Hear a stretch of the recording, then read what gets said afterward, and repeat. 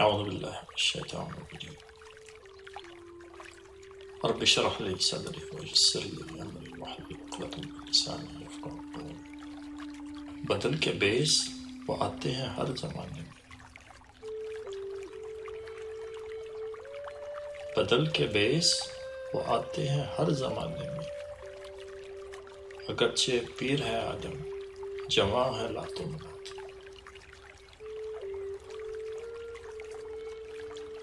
کہ یہ جو بت ہیں یہ ہر زمانے میں آتے ہیں لیکن اپنا بیس بدل لیتے ہیں۔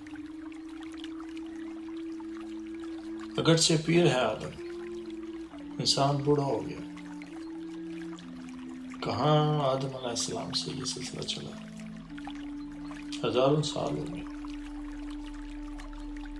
لیکن لات اور منات یہ بوڑھے نہیں ہوئے، یہ بھی جوان،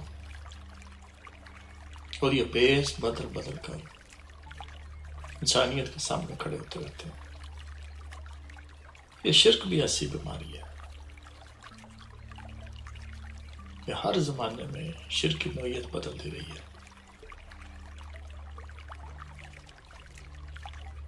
انسان جب غاروں میں رہتا تھا تو شرک کی شکل کوئی اور تھی، بستیوں میں رہنے شروع ہوا، شکل بدل گئی، چٹانوں میں مکان بنانے شروع کیے، کسی اور قسم کا شرک آ گیا، میدانوں میں رہنا شروع ہوا، شرک کی نوعیت بدل گئی، اور آج کل جدید کالونیوں میں رہ رہے ہیں تو شرک بدل گیا۔ اور شرک ایسی موذی بیماری ہے کہ جسے اللہ نے بھی معاف نہیں کرنا، ایسا گمسان کا رنگ ہے، تھوڑی سی زندگی ہے انسان کے پاس، ایک طرف وہ دیکھتا ہے تو اولاد کے بت ہے، دوسری طرف دیکھتا ہے تو طاقت کے بت ہے، پیچھے مڑ کے دیکھتا ہے تو عزیز و اقارب کے بت ہے، ہر طرف بت بت کھڑے ہیں کہ فرشتے اور پہاڑ اور یہ کائنات اللہ کی پناہ مانگ رہی ہے۔ اور اگر کوئی بے فکر ہے تو صرف انسان، اس کو کوئی فکر نہیں ہے۔ اللہ نے یہ امتحان پہاڑوں کو پیش کیا، انہوں نے ہاتھ اٹھا لیا، کسی اور مخلوق نے اس امتحان کو قبول نہیں کیا سوائے انسان کی۔ سب پہ جس بار نے گرانی کی اس کو یہ ناتما اٹھا لے گا، کہ ایسا بوجھ جو کسی سے اٹھایا نہیں جا رہا تھا اس کمزور انسان نے اٹھا لیا۔ تو ایک طرف امتحان کی سختی ہے، نفس کے بت ہے، تو ان سب بتوں کو دیکھنا بھی ہے، پہچاننا بھی ہے، پھر ان سے اراض بھی کرنا ہے۔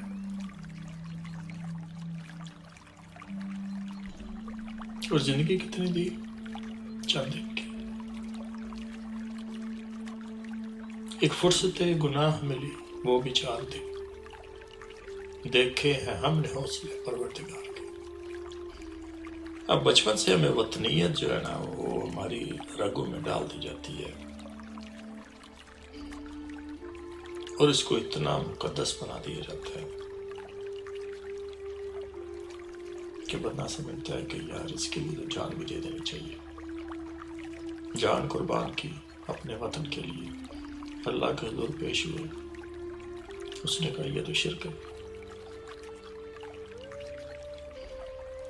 جان تو صرف میری ہے، تو بندے کے پاس کیا رہ گیا؟ تو نوجوانی میں جب میں نے یہ وطنیت علامہ اقبال کی یہ نظم پڑھی تو مجھے کوئی سمجھ نہیں آئی کہ علامہ صاحب کیا کہہ رہے ہیں۔ اور اب جب اپنے عمر کے آخری حصے میں پہنچے ہیں تو تھوڑی تھوڑی سمجھ آنی شروع ہوئی ہے، تو جو تھوڑی بہت سمجھ آئی ہے اسی پہ دفعہ کیجیے. اور ذہن میں رہے یہ 100 سال پہلے کی بات ہے جب انہوں نے یہ لکھا. اب تو چیزیں اور زیادہ واضح ہو گئی. تو ہو سکتا ہے یہ نظم ایک نشست میں مکمل نہ ہو سکے، تو 1-2 حصے جو بھی اس کے بنیں گے انشاءاللہ تو میں کوشش کروں گا کہ اس کو مکمل کر لوں. تو آئیے چلتے ہیں اس نظم کی طرف. تو سب سے پہلے علامہ صاحب فرماتے ہیں کہ اس دور میں میں اور ہے، جام اور ہے، جم اور. ساقی نے بنا کی روش لطف و ستم اور، مسلم نے بھی تعمیر کیا اپنا حرم اور، تہذیب کے عازر میں ترشوائے صنم اور. ان تازہ خداؤں میں بڑا سب سے وطن ہے، جو پیرہن اس کا ہے وہ مذہب کا کفن ہے. دیکھیں کوئی بھی بندہ جو قرآن پاک پڑھتا ہے نا، وہ دیکھ سکتا ہے کہ بعض مقام ایسے ہوتے ہیں جہاں پر محسوس ہوتا ہے جیسے اللہ کا غصہ بڑھ رہا ہے. کئی جگہ پہ آتا ہے لو جی ہم اس کو عذاب دیں گے، اس کو عذاب علیم دیں گے، اس کو دوزخ میں پھینک دیں گے. لیکن کسی دفعہ آتا ہے کہ ہم اس کے تمام اعمال کو گرد کی طرح ہوا میں اڑا دیں، ٹھوکروں میں اس کو اڑا دیں. پتہ لگتا ہے لوگوں کو بڑا سخت کام. تو ایسے ہی اللہ کا جو غصہ ہے اس سے پتہ لگتا ہے کہ یہ چیز اس کو کتنی ناپسند ہے. تو علامہ صاحب کہتے ہیں کہ اس دور میں میں اور ہے، جام اور ہے، جم اور. یعنی زمانے کے انداز بدل گئے. یہ جم جو ہے نا، یہ ایک جمشید کا ایک چھوٹا سا انہوں نے اس کے نام کا حصہ لیا کہ یہ ایران کا بادشاہ تھا اور اس کے پاس ایک بڑا مشہور پیالہ ہوتا تھا بہت مہنگا، جس میں وہ شراب پیا کرتا. تو یہ ایک سلینگ سے بن گئی ہے، جام جام. وہ غالب نے کہا تھا نا، اور لے آئیں گے بازار سے گٹ ٹوٹ گیا، ساغر جم سے میرا جام سفارت چاہ. کہ وہ تو ایک دفعہ ٹوٹ گیا تو گیا، اس سے اچھا تو میرا وہ ہوا ہے پیالہ جو میں بازار ٹوٹ گیا تو نیا لے آئیں گے. تو پہلے مصرے میں علامہ صاحب کہہ رہے ہیں کہ اس دور میں ہر چیز بدل گئی. شراب کی نوعیت بدل گئی، جام کی نوعیت بدل گئی. تو جب یہ ساری چیزیں بدل گئیں تو ساقی نے بھی اپنا سٹائل چینج کر لیا. اس نے بھی خوش ہونے اور ناراض ہونے کا انداز چینج کر لیا. ساقی نے بنا کی روش لطف و ستم اور. جب کلچر ہی چینج ہو گیا تو ہم بھی اپنے آپ کو چینج کریں. ہر بندہ بدل گیا تو ہم بھی اپنا انداز بدل لیتے ہیں.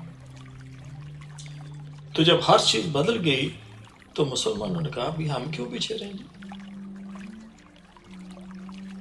تو مسلم نے بھی تعمیر کیا اپنا حرم. انہوں نے کہا جی ہم بھی عبادت کا طریقہ بدلیں گے. تو انہوں نے کیا کیا کہ انہوں نے تہذیب کے آزر نے ترشوائے صنم. انہوں نے کہا کہ یہ جو تہذیب ہے، یہ جو زمانے کا چلن ہے، ہم اس کے ساتھ جائیں گے، ہم بھی اس کلچر کی عبادت کریں گے. تو انہوں نے بھی آزر، آپ کو پتہ ہے کہ یہ ابراہیم علیہ السلام کے والد صاحب کا نام ہے، تو انہوں نے ایک ٹرمینالوجی استعمال کی ہے کہ ابراہیم علیہ السلام کے جو والد تھے وہ بت بنایا کرتے تھے. تو علامہ صاحب نے ایک انتہائی خوبصورت انداز میں کہا ہے کہ جو تہذیب کی عادت ہے نا، جو کلچر، ان کے جو بزنس مین تھے تو انہوں نے آزر کو نئے قسم کے بتوں کا آرڈر دیا، ان سے ترچھوا. اور وہ جو نئے نئے بت جو ترشوائے گئے ہیں، ان میں جو سب سے بڑا ہے وہ وطن ہے، اور یہ ایسا بت ہے کہ جو اس کا لباس ہے وہ مذہب کا کفن ہے۔ یعنی جس بندے نے یہ لباس پہن لیا گویا اس کا دین سے کوئی تعلق نہیں، وہ ایک لاش ہے، اس نے اپنے مذہب کو دفنا دیا۔ دیکھیں جی، جیسے میں نے شروع میں کہا ہے کہ شرک ایک ایسی بیماری رہی ہے جس نے ہر دور میں اپنے آپ کو بدلا ہے۔ اگر ایک ڈاکٹر ہے وہ آج سے 200 سال پرانی ساری بیماریوں کو جانتا ہے، وہ آج کے لیے فٹ نہیں ہے، تو کیا بیماریاں نہیں پیدا ہوگی؟ تو اگر آپ پچھلے تمام کے تمام شرک کی قسموں کو آپ جانتے ہیں، آپ کو اس کا بڑا گہرا علم ہے، آپ بہت بڑے عالم ہیں، لیکن جو موجودہ دور کے شرک ہیں اگر آپ ان کو بھول گئے، بھائی پیدا تو آپ اس دور میں ہوئے، تو اگر آپ کو اس دور کے شرک کے بارے میں علم نہیں ہے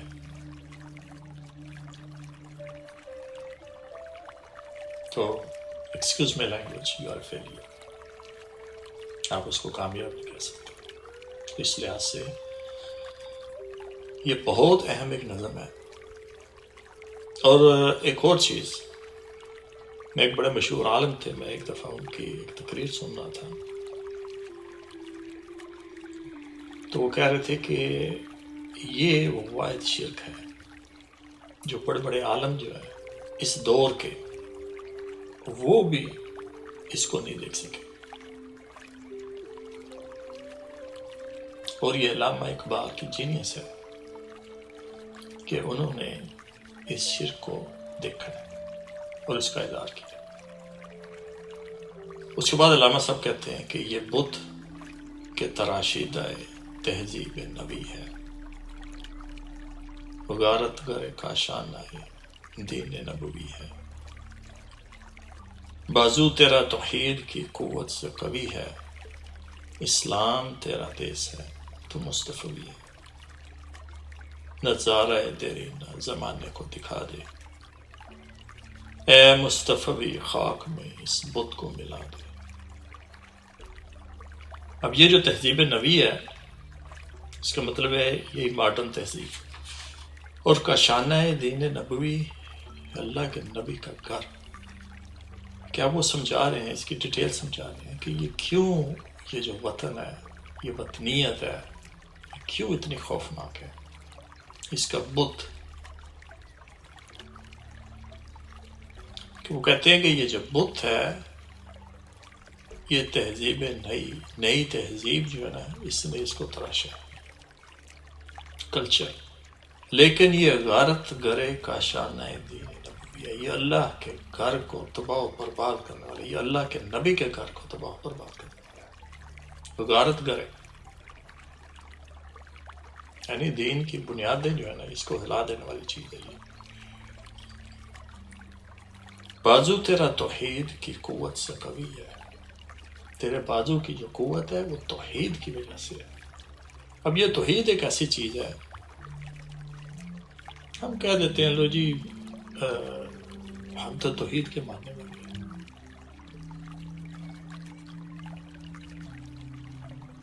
بھائی جس کے دل میں توحید ہے نا، اس کے دل میں بت اور کوئی نہیں آ سکتا۔ ایک چھوٹی سی مثال دیتا ہوں، فرض کیا کہ میرے 3 بیٹے،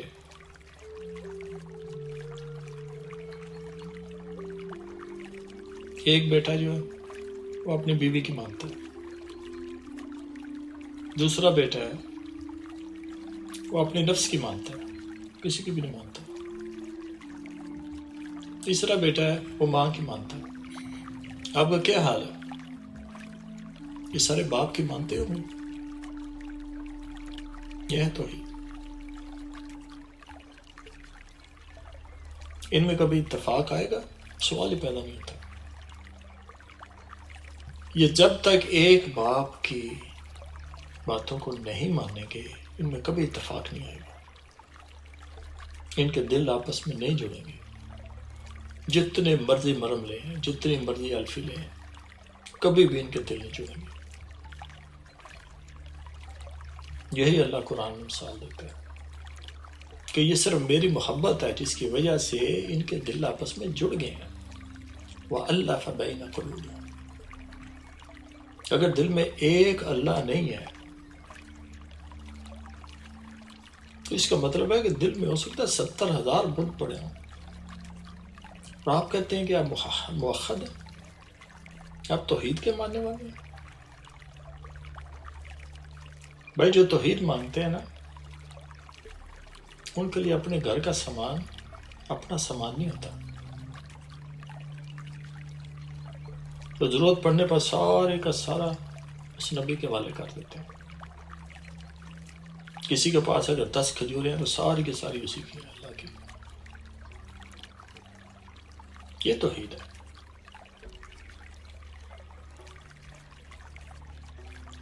اور اس کی سب سے بڑی نشانی یہ ہے کہ آپ کے دل آپس میں جڑے ہوئے۔ ذرا نظر دوڑائیں، اپنے گھر کو دیکھیں، محلے کو دیکھیں، شہر کو دیکھیں، اپنے ملک کو دیکھیں، دنیا کو دیکھیں۔ کیا یہ ہے ایک رب کے ماننے والے؟ سوال ہی پیدا نہیں ہوتا، کیونکہ توحید جو ہے وہ دلوں کو جوڑتی ہے۔ اگر اسلام دیس ہے تو ہم مستفیض ہیں، لیکن کیا اسلام ہمارا دیس ہے؟ کوشچن کہنے کو تو ہم کہتے ہیں ہاں جی ہم تو مسلم ہیں۔ بھائی اگر مسلم ہے تو دلوں میں یہ ہزاروں قسم کے بت کیوں رکھے گئے؟ انہی بتوں سے تو لڑنا ہے، انہی بتوں کو تو نکالنا ہے، اسی گھر کی تو صفائی کرنی ہے۔ اور وہ جو بنانے والا ہے اللہ سبحانہ وتعالی شرک پسند نہیں کرتا۔ جب تک یہ بت آپ کے دل میں پڑے ہوئے ہیں وہ نہیں آئے گا دل میں، پہلے گھر خالی کرنا ہے۔ تو اس کی ساری طاقت جو ہے یہ توحید سے ہے۔ آپ منہ سے بے شک کرتے رہے جی میں موحد ہوں، ہر جی اس کی نشانیاں ہیں، اور نشانیاں پوری نہیں ہوتی، اس کا مطلب ہے کہ آپ کے دل میں توحید نہیں ہے۔ اور سب سے بڑی نشانی جو ہے وہ یہ ہے کہ تفرقہ جو ہے نا وہ کبھی کسی قوم میں ہو ہی نہیں سکتا جب تک توحید ہو۔ ذرا نظر دوڑائیں دیکھیں تو کتنے فرقے ہیں ہر دین میں، چھوڑیں اسلام کو، عیسائیت دیکھ لیں، یہودیت دیکھ لیں، ہندوازم دیکھ لیں، تفرقوں کی برمار ہے۔ تو وہی توحید کدھر ہے؟